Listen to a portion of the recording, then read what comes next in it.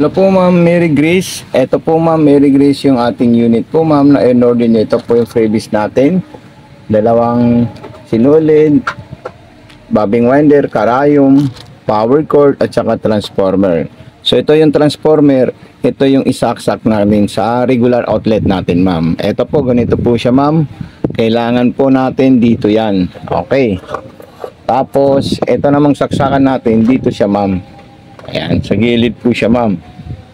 Okay. Tapos yung ano natin, transformer natin, isasaksak natin sa regular outlet natin Ma'am. So ito na po siya Ma'am. Ayan, makikita nyo po siya Ma'am. Ayan, napakaganda po ng pagka-setup natin. So sunod natin dyan Ma'am, tayo po ay maglalagay ng sinulid sa likod. So meron po tayong lagayan ng sinulid sa likod po Ma'am. Ayan po siya Ma'am, may lagayan natin ng sinulid. Ayan. Okay, so susundan lang natin yan Ma'am.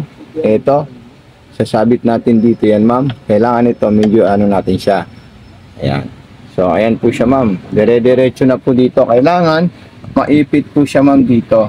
Ayan. Dito sa tension. Itong dalawang biyak na to. Pag naipit po siya dyan Ma'am, palagi po nakataas yung pressure foot natin pag tayo po ay maglalagay ng sinulid. Ayan. Then dire-diretso na po dito Ma'am. At dito na rin. Diretso na po yan Ma'am sa ating needle bar. Ayan. Yan po yung needle bar natin Ma'am. Tapos ipapasok natin sa butas ng karayom, straight line papunta po sa likod. So ayan po siya Ma'am. Ipapasok ko na po siya Ma'am sa butas ng karayom. Okay. Pagkatapos po niyan Ma'am, ilalagay natin yan sa ilalim. Ayan, lalagay natin, ipapasok ko muna sa butas ng karayom. Then yung sa ilalim naman po Ma'am, ito slide lang natin ito Ma'am. Kita niyo po siya. I-slide natin yan para makita po natin siya Ma'am. Ito. Ayan. So ito po siya Ma'am. Pagkatapos, ilalagay natin dito. At may maliit na hiwa po doon. Doon po natin siya isasabit Ma'am. Ayan. Pag naisabit natin yan, iikutin natin ito Ma'am. Ayan. Tapos kakain niya po yung sinulid. So ayun po silang dalawa Ma'am.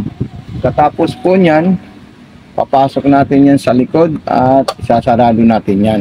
So ito po yung dial na makikita natin kung ano po yung mga gusto natin design po dyan Ma'am. Kahit anong klaseng design po dyan Ma'am, pwede niyo po ipagawa po sa kanya po Ma'am. Okay? Mapasigsag, straight line, garterize at kahit ano pa po Ma'am. Ayan. So, straight line muna tayo Ma'am. Ayan. Then, kung gusto nyo pong reverse, ito po yung reverse nyo Ma'am. Compress. Then, gusto nyo Ma'am po another stitches.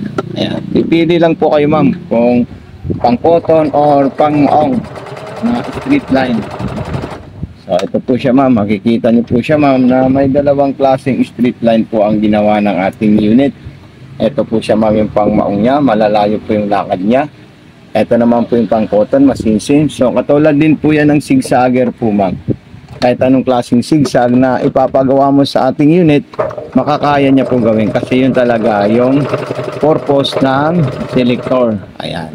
Pang garterize, ayan, meron po tayo dyan. Ibig sabihin, all working good at saka working good itong unit natin Ma'am. Talagang napakahusay. So kailangan mapasok po dito Ma'am, maipit para hindi po siya nagbubuhol or nagtutuwala yung tahi natin Ma'am. Okay, so maraming salamat po sa iyo Ma'am.